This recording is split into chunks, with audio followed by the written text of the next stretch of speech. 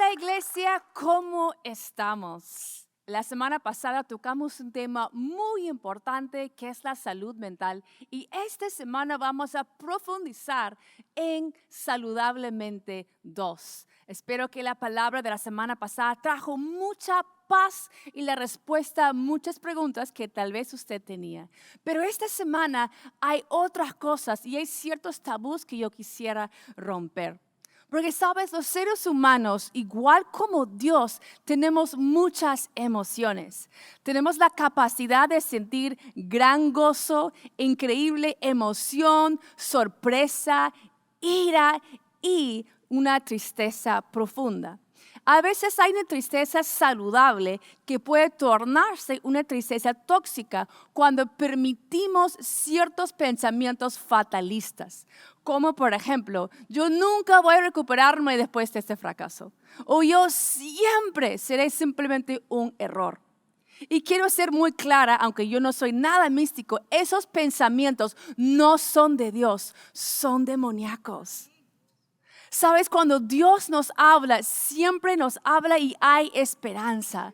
Siempre hay nuevas oportunidades. Pero si estamos escuchando una voz que dice, ya no hay esperanza, ya fuiste esa voz, no es de Dios. Y es una tristeza tóxica. Amén. Así que quisiera un poco separar la diferencia entre una tristeza mala o tóxica y una tristeza saludable. Una tristeza saludable te va a guiar o te puede guiar a un arrepentimiento. ¿Sabes? A veces nos sentimos mal porque nosotros sí nos equivocamos. A veces dañamos una relación, a veces nos va de boca y decimos una palabra que ni siquiera realmente queremos decir, pero dañamos a una persona que tenemos cerca. Deberíamos sentirnos tristes por ese hecho y luego esa tristeza buena debería guiarnos a pedir perdón o a arrepentirnos delante de Dios, a restaurar relaciones. Pero una tristeza tóxica es una tristeza que nos lleva a remordimiento, pero nunca arrepentimiento. Nos lleva a sentirnos mal, pero nunca hay esperanza final del túnel. Hay muchos ejemplos en la Biblia, pero hay un claro ejemplo entre esas dos tristezas y lo encontramos en la vida de Saúl y de David. Quisiera sacarlos unos pasajes para que vean la profunda tristeza que ambos de ellos sintieron. Primero de Samuel 16:14 en la NBI dice, el espíritu del Señor se apartó de Saúl y en su lugar el Señor envió un espíritu maligno para que lo atormentara. Luego encontramos un pasaje de David que él escribió en Salmo 38:6-9 que dice, me retuerzo atormentado por el dolor. Todo el día estoy lleno de profunda tristeza. Una fiebre galopante me quema por dentro. Mi salud está arruinada. Estoy agotado y totalmente destrozado. Mis gemidos salen de un corazón angustiado. Señor, tú sabes lo que anhelo. Oyes todos mis suspiros. Vemos que ambos estaban en un pozo profundo de tristeza. Vemos que ambos pasaron por traumas emocionales en su pasado. Pero vemos que luego, al estudiar la historia, uno buscó directamente a Dios. Esa tristeza de David, aunque era muchas veces por equivocarse, lo guió a buscar la presencia de Dios, de ayunar e ir al templo, de decir, Dios, por favor, perdóname, dame otra oportunidad. Pero la tristeza de Saúl, él no buscó de Dios. De hecho, la gente alrededor suyo, ¿qué hicieron? Contrataron una persona a buscar de Dios por él, que era David. Que cantaran la música, que cantaran alabanzas para un poco despejar la atmósfera. Pero ¿qué vemos que sucedió? David buscó de Dios y encontró un alivio definitivo. Saúl no buscó de Dios y solamente encontró alivio esporádico cuando había la música. Luego que vemos, David logró salir de la depresión. Saúl más bien su depresión bajó a cuadros más complejos. Al estudiar vemos que o tuvo bien esquizofrenia o bipolaridad. ¿Por qué? Él profesaba, a gente que él profesaba amar, como Jonatán, como David, había ratos que los quería matar y intentaba matarlos. Eso ya es un nivel de salud mental peor, que él estaba empeorando. Porque decir a una persona, te amo, como él profesaba amar a David, y luego en varias oportunidades intentar matarlo, ahí vemos una salud mental quebrada, arruinada. Pero vemos un David que logró superar, logró sobresalir. Amén. Quisiera comenzar hablando de la depresión con la definición según la OMS. Ahí dice, la depresión es un trastorno de salud mental que se caracteriza por una tristeza persistente y una falta de interés o placer en actividades que previamente eran gratificantes y placenteras. Según la revista de psicólogos Psychology Today, incluyen 3 causas, que son 3 categorías, y debajo hay muchas mini categorías, pero finalmente son causas externas, que son, por ejemplo, se murió un familiar, perdiste tu trabajo, te divorciaste, rompiste con el novio, no lograste entrar en la universidad. Cualquier causa externa, ¿no? El doctor te dice, uy, tienes cáncer o tu mamá se va a morir. Esas causas externas a veces nos llegan a afectar tanto que tenemos una tristeza persistente. Luego hay causas internas, que nosotros mismos nos quedamos pensando en un error, nos quedamos pensando en un fracaso, o nos sentimos culpables por un hecho, o tengamos un estrés muy fuerte en el trabajo o en los estudios. Luego hay causas químicas. Puede ser un bajón hormonal, por ejemplo, en las mujeres. Después de dar a luz, hay un bajón hormonal muy fuerte. En la menopausia también. En los adolescentes de ambos sexos hay desniveles muy fuertes hormonales, y en todas las personas, cuando nosotros no recibimos la luz solar ni hacemos ejercicios, también nuestras hormonas comienzan a desnivelarse y podríamos tener un problema químico por dentro cuando no nos cuidamos. Así que hay 3 causas o 3 categorías grandes de causas. Ahora ustedes saben que yo vengo de muchas generaciones de cristianos y me gusta mucho la historia. Y algo que me he dado cuenta en la historia es que siempre en las fotos antiguas, ¿cómo encontramos a la gente? Con la cara muy seria, ¿cierto? Y uno leía sus libros y eran personas llenas de alegría, que vivieron muchas emociones, pero ahora las fotos estaban siempre muy serios. En cambio nosotros, nuestra generación, tomamos siempre fotos felices.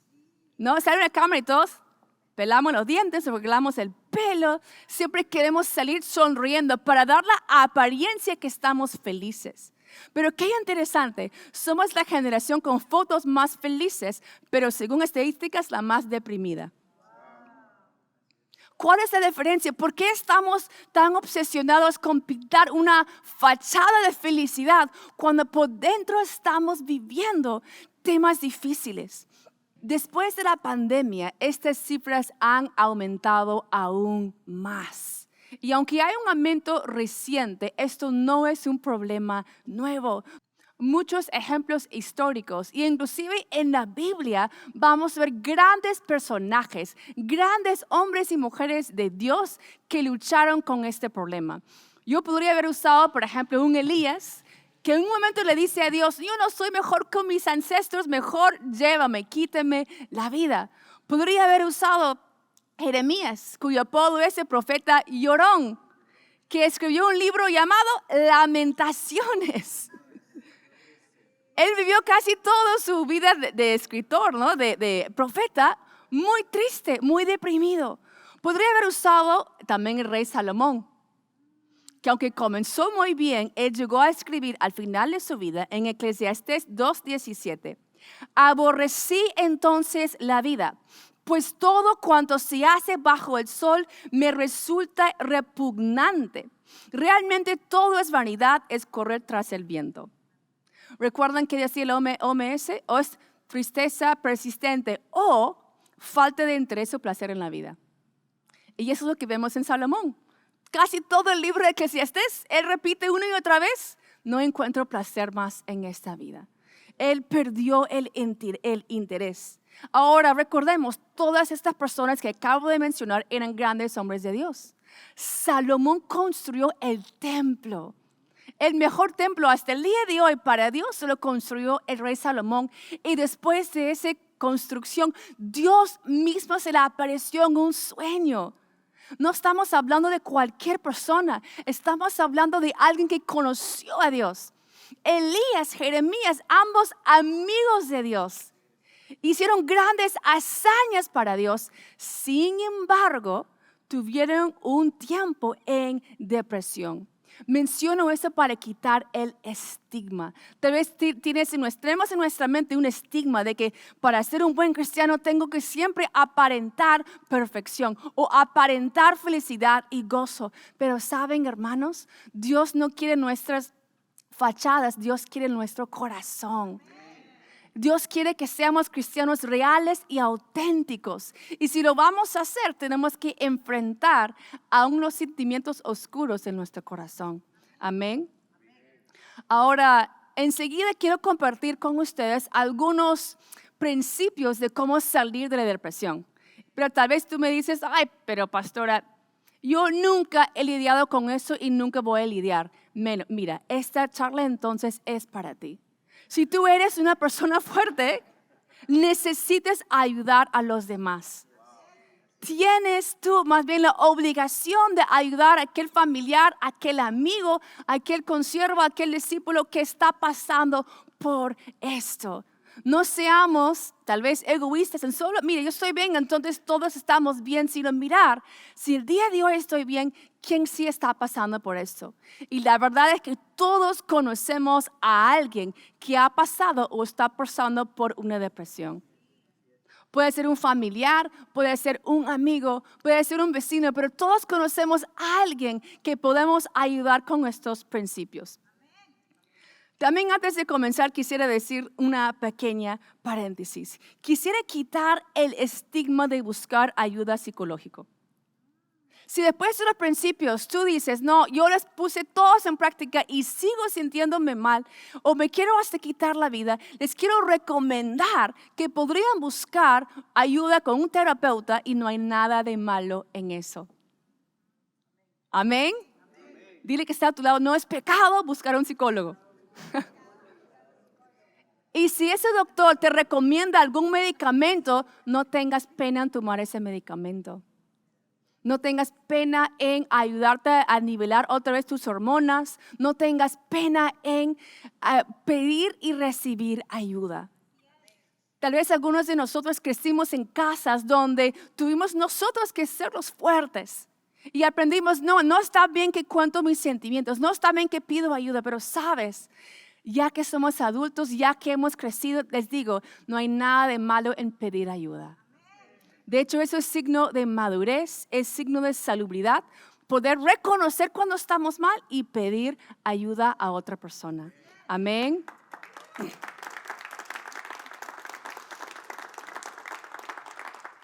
Entonces, ¿cómo puedo yo ayudar a alguien? Número 1, compañía. De acuerdo a, otra vez, Psychology Today, la soledad magnifica la depresión mientras el acompañamiento lo disminuye. Hay un personaje en la Biblia que quisiera usar porque aquí vemos fuerte este principio. Él pasó por una depresión fuerte por causas externas. En un solo día le quitaron la casa, los hijos, el dinero, hasta la salud. ¿A quién estoy hablando? De Job. Job llegó a decir en Job 3, versos 2 a 3 en el NBB, maldito sea el día en que nací, dijo, y la noche en que fui concebido. Vemos que él pasó una profunda depresión. Al leer todo lo que él dice, se nota que él estaba luchando fuertemente con esa tristeza persistente, con ese problema de salud mental. Pero, ¿qué sucede en su vida? Le van a visitarlo 3 amigos. ¿Sabes? Las estadísticas dicen que si tan solo una persona te visita, eso te alivia. La soledad aumenta, pero la compañía disminuye la depresión y los sentimientos de ansiedad. Ahora, en Job 2:13 vemos, Luego se sentaron silenciosos en el suelo junto a Job durante 7 días y 7 noches. Y ninguno dijo nada. Comprendían que su aflicción era tal que no había lugar para las palabras. Mira, hasta aquí lo ayudaron un montón. Ellos percibieron, lo vieron enfermo, lo vieron sin casa, lo vieron con tantos problemas que dijeron, mira, no hay nada que yo puedo decir que pueda ayudarlo. Tan solo le voy a regalar mi compañía.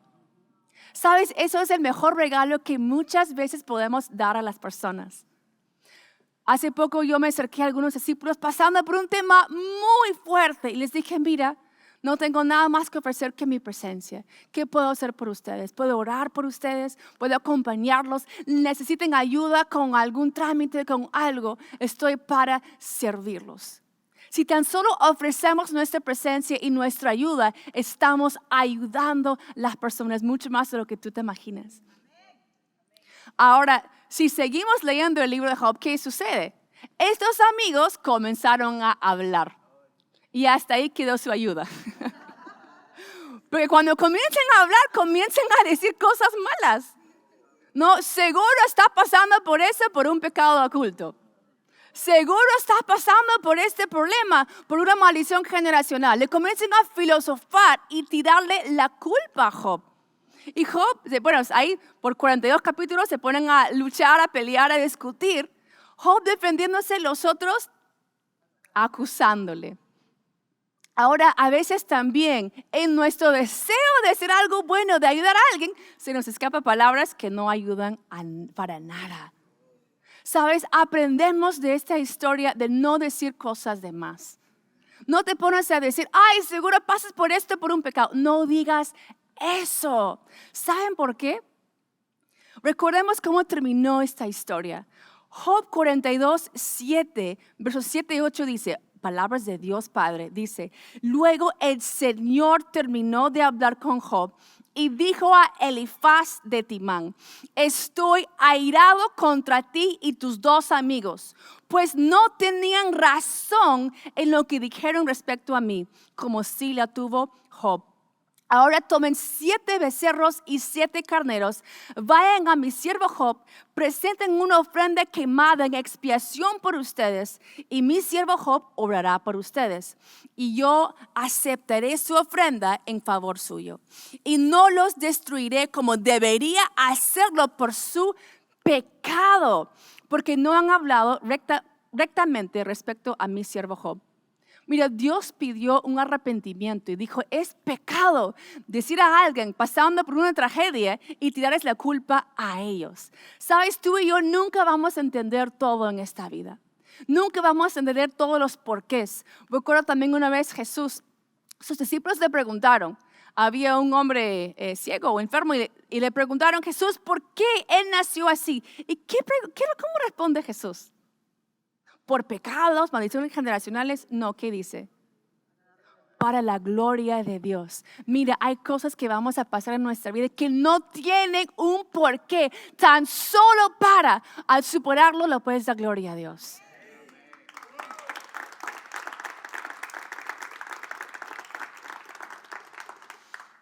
Así que aprendemos a cuidar nuestras bocas y dar el regalo de nuestra compañía y nuestro apoyo. No vamos a decir, está pasando esto seguro por pecado o por esto, sino en qué te puedo ayudar. Necesitas un abrazo, te traigo una sushi, ¿en qué puedo ayudarte? A veces la comida es lo que más ayuda. Recuerdo cuando Elías estaba deprimido, el ángel le trajo comida y agua. A veces lo mejor que tú puedes hacer por alguien es regalarles algo de comer y ayudarlos a volver a ver a Dios y las cosas buenas en la vida. Amén. Bueno, hay otra historia, hay otro salmo en la Biblia que es muy interesante porque aunque vemos a David en varios salmos hablar de manera muy depresiva o ver un cuadro muy depresivo, luego también vemos un salmo en que se nota que él logró superar la depresión. Y ese salmo es el Salmo 23. Voy a comenzar leyendo los primeros 2 versículos. En la versión NBB, versos 1 y 2 dicen, el Señor es mi pastor, nada me falta. En verdes pastos me hace descansar. Ahí voy a parar. El segundo principio que encuentro es el descanso. Muchas veces nos deprimimos porque no estamos descansando lo suficiente. Ahora, eso no solamente es algo de la psicología, esto es de la Biblia. Dios mismo en Génesis dejó el principio de descanso cuando Él descansó el séptimo día. Pero luego en Éxodo nos deja la ley del descanso. Al decir, ustedes 6 días van a trabajar y 1 van a descansar. Ahora, ¿por qué esto es importante? Nuestros cuerpos requieren un descanso, pero también Dios quería hacer la diferencia entre Él y Faraón. Él decía, cuando ustedes trabajaban para Faraón, no habían descanso porque eran esclavos, pero ahora son hijos. Y como hijos amados míos, quiero que ustedes descansen. Cuando tú descansas, tú estás proclamando tu confianza en Dios. El descansar un día es como el diezmo de nuestro tiempo, en el sentido que yo estoy descansando un día creyendo que 6 días trabajando con la bendición de Dios va a alcanzar más que 7 días sin la bendición de Dios.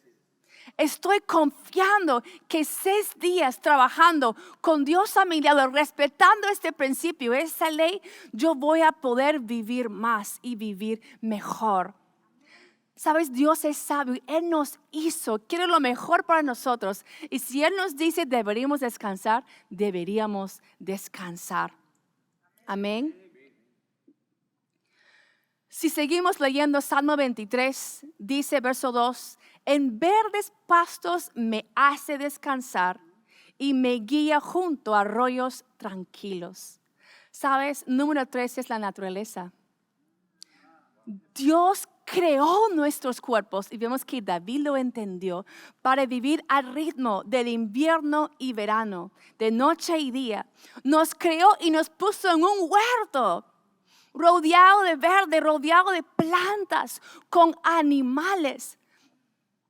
Sabes, yo recuerdo cuando me hospitalicé, cuando estaba embarazada, dando a luz a mi primer hijo, me dijeron, si tan solo miraba al árbol que estaba afuera, iba a bajar los latidos de mi corazón y iba a entrar en paz. Así que aunque era una pared y un solo árbol, miraba por ratos al árbol, respiraba y me sentía mejor. Pero sabes, han hecho estudios. De acuerdo al Centro Nacional de Información Biotecnológico de Estados Unidos, la luz eléctrica hace aumentar la ansiedad. Esa luz azulina en muchas oficinas y aulas de clases hace daños al ojo, causa dolores de cabeza, que guían mucha gente hoy en día a usar esos lentes de bloqueador que bloquean la luz azul. Y claro, si te das con un dolor de cabeza, eso va a afectar tu ánimo.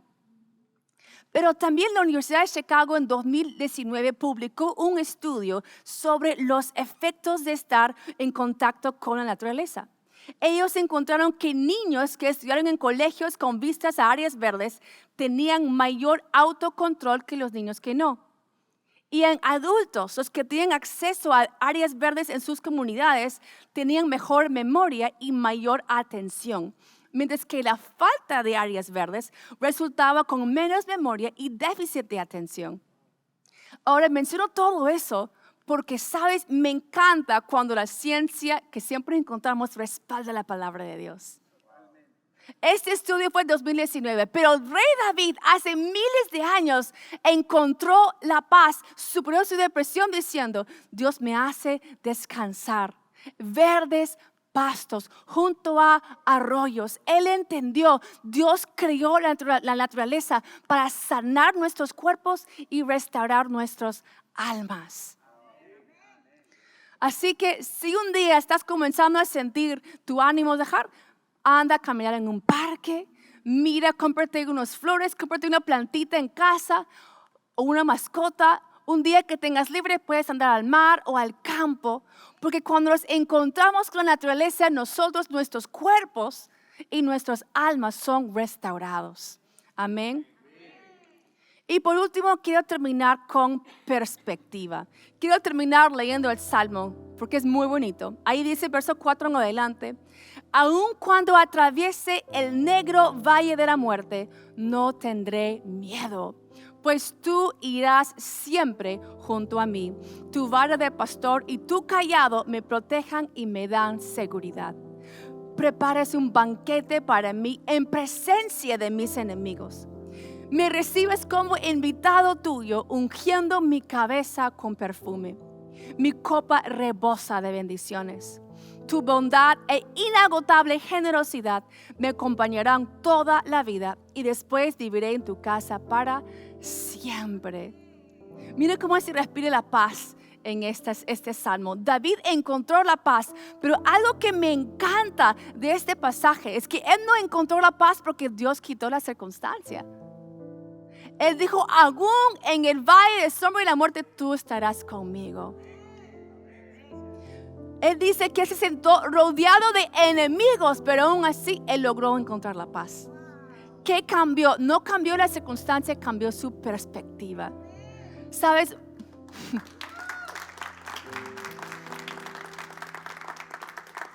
Van a haber momentos cuando tú oras y Dios sí cambia la circunstancia, pero van a haber otros en que Dios te acompaña en el valle de sombra y de muerte.